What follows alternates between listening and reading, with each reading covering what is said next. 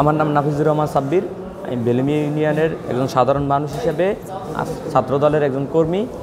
আমি আজকে উপস্থিত ওই জায়গায় গেছি এবং জলিল মেম্বারের ছেলে সে আমার অতর্কিত হামলা করছে। এই হামলার আমি তীব্র নিন্দা এবং এই সন্ত্রাসীদেরকে যদি ঠিক মতন দমন না করা হয়, দেশনায়ক তারেক রহমানের প্রতি আমার অনুরোধ থাকবে, তাহলে দল গ্রহণযোগ্যতা হারাবে, জনগণ থেকে বিচ্ছিন্ন হয়ে পড়বে। সন্ত্রাসীদের দমন করা লাগবে, এরপর দল তার আগের পর্যায়ে ফিরে যাবে, তা না হলে জনগণ থেকে বিচ্ছিন্ন হয়ে যাবে।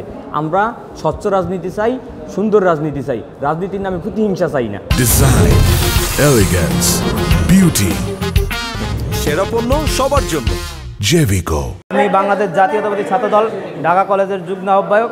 আমাদের গত পরশুদিন আমাদের যে 1 নম্বর ওয়ার্ড বিএনপির সভাপতি বেলুমিয়া ইউনিয়নের 1 নম্বর ওয়ার্ড বিএনপির সভাপতি জামাল হাওলাদার নিহত হয়েছে। সেই নিহতর প্রতিবাদে আমরা এবং আসামিদের গ্রেপ্তারের দাবিতে আমরা আজকে একটি প্রোগ্রাম করছি বেলুমিয়া বাজারে, বিক্ষোভ মিছিল এবং প্রতিবাদ সভা। আমরা শান্তিপূর্ণভাবে প্রতিবাদ সভা শেষ করার পরে আওয়ামী লীগের বিপক্ষে আমাদের প্রতিবাদ সভা আমরা শেষ করার পরে আমরা যখন ঘটনাস্থল ত্যাগ করে আমরা চলে আসছি, কিছু লোক পিছন থেকে আমাদের অনেকগুলো লোকের উপর হামলা করছে। তার ভিতরে হামলাটা করছে ইউনুস কমান্ডারের নেতৃত্বে।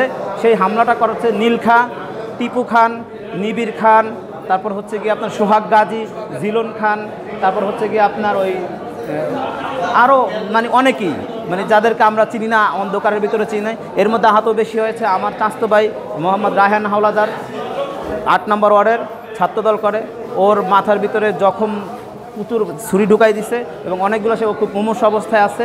এবং মোহাম্মদ মহিবুল্লাহ ওর পিছনে 2-3টা পোস্ট দিয়েছে অনেক ধারালো অস্ত্র দিয়ে। তারপরে জামাল, তারপরে জাহিদ, ফিরোজ, আরও অনেকেই, প্রায় 12-13 জন। আমি এখন সবার নিউজটা পাইনি এবং বিশেষ করে রাশেদ নামে একটা ছেলে আছে ঢাকায়, ও গুলিবিদ্ধ হয়েছে পল্টনে আন্দোলনের সময়। ও কিন্তু ওরে এখনও খুঁজে পাওয়া যাচ্ছে না, ওরে আটকায় রাখা হয়েছে এবং ওরে পানির ভিতরে ফালানো হয়েছে, আমরা যতটুকু শুনছি দৌড়ায়া। এখন আমরা চাই যেটা সুস্থ বিচার চাই।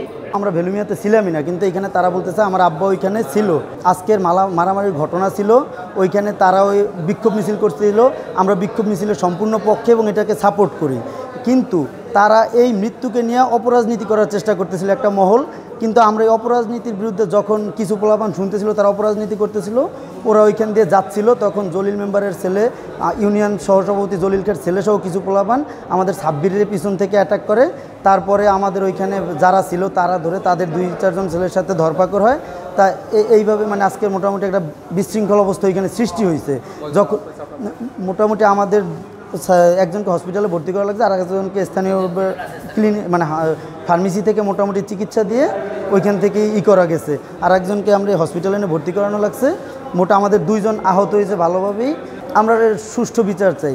আমরা আমাদের ওয়ার্ড বিএনপি সভাপতি যিনি মারা গেছেন তার সুষ্ঠু বিচার চাই, তার হত্যার সুষ্ঠু বিচার চাই। এবং এইসব ঘটনায় আমরা বলবো সুষ্ঠু তদন্ত করে যারা এখানে অপকর্ম বিশৃঙ্খল করতে চাচ্ছে তাদেরকে বিচার করুক। আমাদের উপজেলা বিএনপি, জেলা বিএনপি যদি তারা মনে করে তাদের মতো করে তারা বিচার করুক, তবে সুষ্ঠু বিচার করুক।